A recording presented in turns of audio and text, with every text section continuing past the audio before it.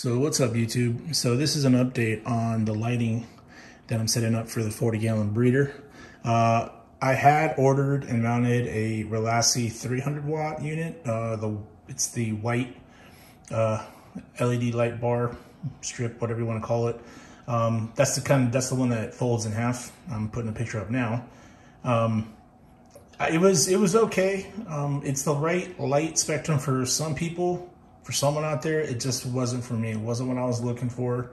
And I wanted something a little bit brighter, with the colors are a little bit more defined. But that's just me, and that's okay. You know, everybody's got their own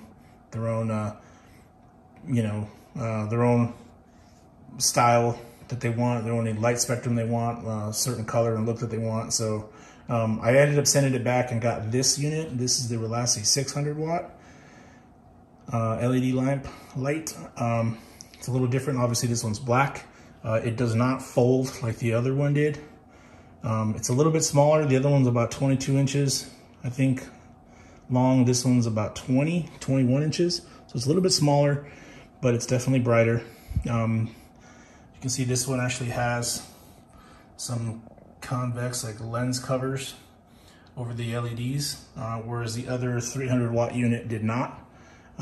And I know I read some reviews where people were saying that, you know, water or salt creep can get up into the light and potentially damage the LED. But I never really got to the point where I needed to worry about that, because I literally had the light for a few days before I sent it back, and just got this one today. So it was packaged pretty much the same as the other one, packaged really, really well. It comes with a newer remote. Suppose it gives you a little bit more control of the light channels. We'll see. And then it also comes with, you can't really see them on the countertop, but it comes with the mounting cables, or cables that you can use to hang it from the ceiling or whatever it is you got set up. So yeah, also comes with sort of a user manual, not a whole lot. It's pretty self-explanatory. I mean, you know, that's what you get. So if you can't really figure out what to do with that, then, you know, you have other problems. So anyway, I'm gonna get this thing all set up, mounted up, and I'll be back and show you what it looks like. All right, there it is. It's all mounted up. That right there, the rod that's going horizontally there, that's actually an adjustable closet rod that you can buy at Home Depot for $5. It came white, and I just spray painted it black just so it kind of matched the light. Pretty easy. It's just got the two brackets there. It comes with the two brackets, and it's got that little spring, not even spring loaded, it's kind of just a tab you push inward if you want to release it. But it's pretty secure. It can support up to like 45 pounds, I think, 45, 50 pounds. And it just worked out perfect for me because I didn't have to put a shelf or anything like that. I couldn't hang it from the ceiling because I've got my AC vent or my intake there. So yeah, that wasn't going to happen. So this is kind of what I came up with here. Yeah, pretty easy install. It comes with one cable, mounting cable per post, but they were just way too long, and I ended up just kind of using one per side and kind of just looped it through, if you can see that, on one end, and then just put a bolt with a nylock washer nut on the back, and that held it pretty secure. So it ended up working out okay for now. Big differences obviously from this light, the 600 from the 300, is it actually has an integrated cooling fan that comes on at about 150 degrees, I want to say. Don't quote me on that. I'll look that up and I'll put that in the description on when that fan actually is supposed to auto engage.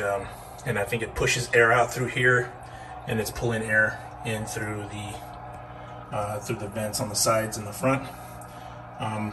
Not really sure how it's going to get affected with it being exposed like that, so you can kind of see everything in there to the outside air, especially when it's hanging over the tank, the humidity and salt creep and whatnot. I haven't seen any of the reviews, people claiming that's to be a problem, so we'll see how that goes. Sturdy design, definitely like the way it was built. You know, it doesn't feel cheap. For 130, 140 bucks. You know, you kind of tend to get what you pay for, but this one actually is pretty stout. It's definitely set up to daisy chain, so you can kind of plug up to I think 3 lights. So that's actually a pretty good feature. And if you got your main power switch there, similar design to the 150, but I think this is definitely a more powerful light. It's rated at 600, but I don't know if it's actually putting out that much.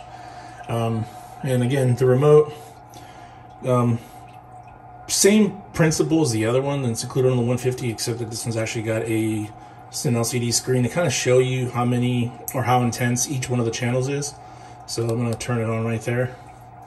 You can kind of see, kind of focus there. Yeah, channel 1 is the white, channel 2 is the blue. Actually, take that back. Channel 2 is the white, channel 1 is the blue. Sorry about that. And right now I think they're about 10%, and that's kind of what the tank looks like right there. So I think if you switch the channel button, yeah, you go to all blues. That's all white, and actually it's got the red and the greens on. And then press it one more time, and you got all channels on. And then you can go to the intensity here, you know, the plus or minus. So pretty much just there. That's pretty much both channels on at full power right there. So both channels are at full capacity right now, and it's pretty good pretty good light. Again, I have to do a little bit of adjustment here, and I might go a little bit higher with this light so it kind of covers the whole tank. I kind of anticipated that. This bar is currently set where I had the first 150 watt light, and that was perfect height for that one. But this one being a little bit smaller in terms of length to the 150, I might have to adjust the rod and go higher, or maybe shorten those cables to bring the light up.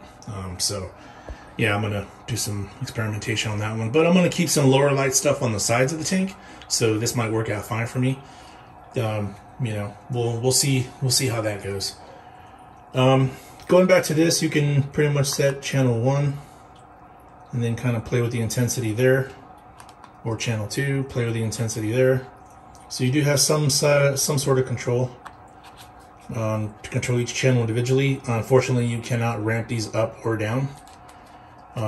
So whatever you set it at, that's what it's going to be when you turn it on and off every time.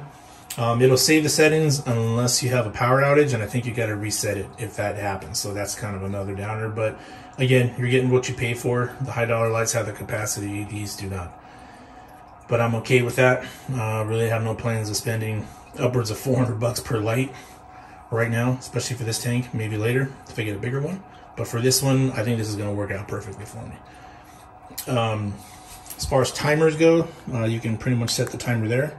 You see it automatically kind of blinks. The lights blink and you're at 12 hour, and then you can adjust up and down from there. So you can go down to I think 1 hour and up to 23 hours total light time. So yeah, it's pretty easy to use, which is kind of cool. And then, you know, that's with that, obviously you see the little alarm clock icon that tells you you're on alarm or on a timer, sorry. And then you can just turn it off, and then you're pretty much manual control there. So again, it's real simple light. I haven't seen too many videos on the 300 watt or 600 watt Relassy LED lights. You know, again, you can kind of see how they have the glass covers over each LED. So I've seen some of the reviews on the 150 watt where it does not have any sort of protection. The LED's kind of exposed, and people have said that they shorted out or stopped working after a while. So I think this was Relassy's way of kind of dealing with that. So that's kind of good to see. Again, right now the lights have been on for a while. You can see the fan's not on there.